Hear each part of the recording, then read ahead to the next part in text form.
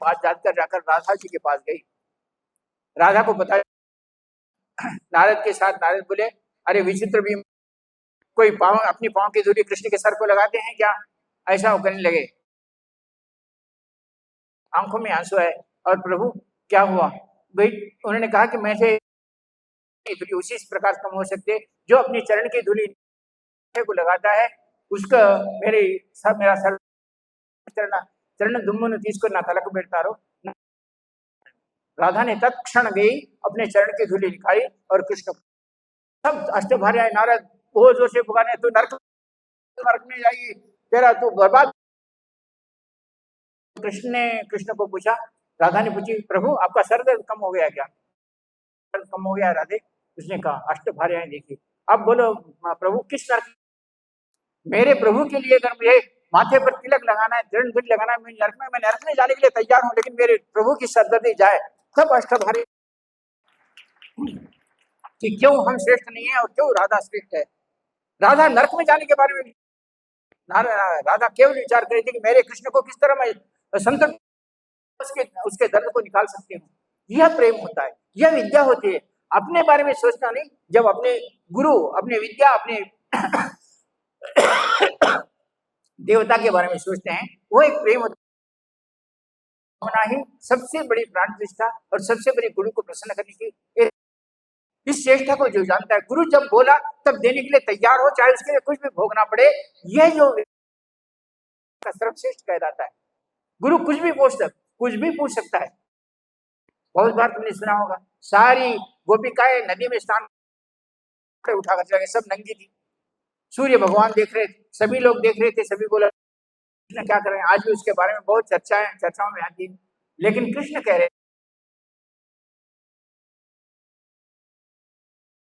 वो भी तुम्हें नंगे दिख रहे हैं, सूर्य भगवान भी नंगे देख रहे हैं, या यमुना के किनारे पशु पक्षी नंगे देख रहे हैं, यहाँ जो वृक्ष है वो नंगे देख रहे हैं।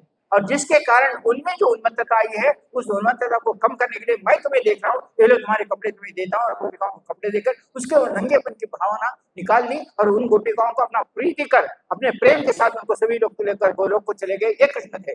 कृष्ण की इस वास्तविकता को कोई नहीं जानते कि कृष्ण ऐसा उनको नंगेपन में क्यों देखा। तो इन सभी के पीछे भी हम उस भावना को, उस श्रेष्ठता को हम जानते नहीं कि जिस श्रेष्ठता को करना चाहिए और जिस श्रेष्ठता को गुरु से प्राप्त करना। मैं इसलिए कहता हूँ कि एक ऐसी साधना जो गुरुमय हो, हमारे पे हमें गुरु के प्रति विश्वास हो, हम गुरु के प्रति ऐसी निष्ठा प्राप्त करें कि गुरु कभी गलती से क्रोधित भी हो जाए, हम गुरु के बने रहें। ऐसी एक साधना श्री कृष्ण भगवान ने जिस विद्या के साथ उद्धव को और कुचेल सुदामा को प्रदान की थी, और सुदामा आखिरी दम तक कितना सताने पर भी कह रहे थे दरिद्रता अनुभव करे, 12 बच्चे हो गए, खाना खाने को दाना तरस ले, लेकिन कृष्ण कृष्ण कहते रहे। और उस सुदामा एक महान व्यक्तित्व बनकर अगले जन्म में तो शंखचूड़ नाम के राजा हुए और उनको गोपिकाओं के साथ विवाह हुआ। ऐसी श्रेष्ठता अपने में आने के लिए क्या करना चाहिए? ఇలాంటి యొక్క విశ్వాసం గురు పట్ల రావడానికి మనం ఏం చేయాలి? ఏ సాధన ద్వారా ఇది సాధించవచ్చు? అందరిలో ఈ సాధన వస్తుందా? अंदर लोग साधन చేసేసి आप गुरु पट्ट మనం విద్యను ప్రాప్తించగలమా? उस प्राप्त कर सकते हैं क्या? हमारी सारी दुख दर्द सब चले जाए जब हमारे में गुरु के प्रति विश्वास हो, गुरु के प्रति, गुरु के मुख पर आनंद देखने की, खुशी देखने की क्रिया जो करता है वो सच्चा शिष्य। हर क्षण मैं ऐसा चाहता हूं कि तुम्हारे मुख पर आनंद देख सकूं, तो मैं ही नहीं, कोई गुरु, जो गुरु तुम्हारे मुख पर आनंद देखना चाहता है, प्रसन्नता देखना चाहता है, उसी तरह शिष्यता करते होता है जो अपने गुरु के मुख पर प्रसन्नता और आनंद देखे। जो इस प्रकार की क्रिया करता है वो संसार में इतिहास बनाता है, वो श्रेष्ठ बनना चाहता है। और इसके लिए हमें क्या करना चाहिए? गुरु ही मार्ग बताने वाला है। तो मैं तुम्हें आज वो एक रवि की हुई साधना, जो छोटी सी साधना है, आप नहीं जानते,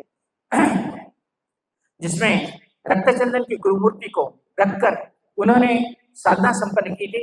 रक्तचंदन की माला से ही और उस साधना को संपन्न करते हुए, गुरु के प्रति प्रेम करते हुए, गोलोक में जाकर कृष्ण के साथ आनंद के साथ विहार करने वाली वो विद्या, वो श्रेष्ठता, वो साधना अब मैं आपको प्रदान करने वाला हूँ इस गुरु जन्मदिवस के ऊपर।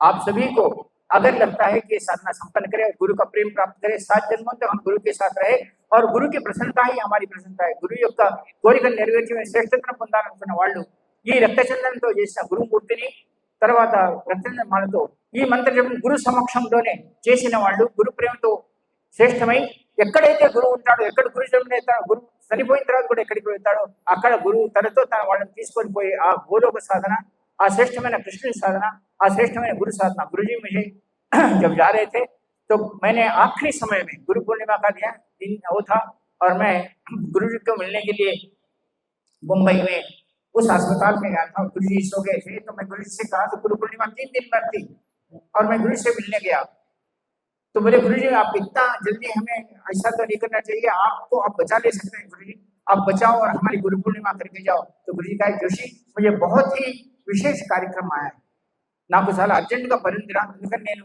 ఈ దేహాన్ని విడిచి వెళ్తున్నాను।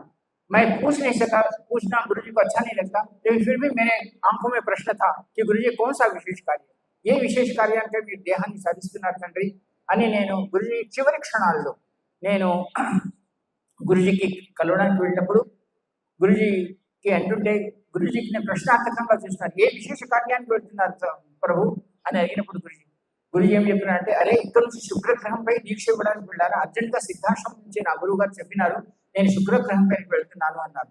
నా కళ్ళలో ఒక్కసారి ఒక మెరుపు వచ్చింది, ఇంతటి మహానుభావుడు ఈ సిద్ధాశ్రమ యోగులు సిద్ధాశ్రమ గురువు యొక్క आज्ञानुसारंगा ఆయన शुक्रग्रह पे दीक्षा इవ్వడానికి వెళ్తున్నారు। गुरुजी इतने साइंस महाश्रेष्ठ गुरु जी जो अपने गुरु की आज्ञा पर इस देह को छोड़कर शुक्र ग्रह पर जा रहे हैं। मैं शुक्र ग्रह पर दीक्षा देने के बाद जोशी फिर मैं 40 साल के बाद फिर पृथ्वी पर जन्म लूंगा। मैं तुझे बताता हूँ कि मैं कहाँ जन्म लूंगा, लेकिन वो बात मुझे उन्होंने नहीं कहने के लिए कहा था, मैं भी नहीं कह रहा हूँ, लेकिन 40 साल के बाद मैं फिर जन्म लेकर तुझे मिलकर ही जाऊंगा, ऐसा गुरु जी का वचन। तो हम हमारे गुरु जी के साथ रहे, गुरु के साथ रहना कितना आनंद होता है वो तुम्हें नहीं मालूम। चाहे वनवास में रहे या चाहे हनुमान जी के साथ वनवास भी अनुभव करें, या राम हो, लक्ष्मण हो, सीता जी हो, या कृष्ण के साथ पांडव भी हो, उन्होंने किस प्रकार का आनंद अनुभव किया आप सब लोग जानते हैं। इस प्रकार गुरु जी के साथ अगर हम जंगल में भी रहते हैं तो वो आनंद अलग होता है, और उस गुरु के साथ जीना एक श्रेष्ठता है, गुरु को प्राप्त करना एक श्रेष्ठता है, योग्य गुरु के साथ रहना एक श्रेष्ठता है, योग्य गुरु का स्मरण करना एक श्रेष्ठता है। आप में अगर स्मरण करने की श्रेष्ठता है तो इस जीवन की श्रेष्ठ साधना कहलाई जाती है। मैं जो अब एकलव्य ने करते हुए द्रोणाचार्य की जैसे गुरु की आंखों में आंसू लाए थे, वैसी साधना जो अपने गुरु को अपने शिष्य के प्रति प्रेम उत्पन्न करने वाली साधना अभी प्रदान करना हो, आपको 15 मिनट का समय देता हूँ। उस रक्तचंदन की माला और रक्तचंदन की गुरु मूर्ति को ला लेकर आप साधना को संपन्न कर सकते हैं। मेरे जीवित लोग कभी भी आप गुरु के साथ जुड़ के रहेंगे, 7 जन्मों तक भी गुरु के साथ रहेंगे, वो साधना भी मैं आपको संपन्न करवाता हूँ। मैं 15 मिनट का समय लेता हूँ।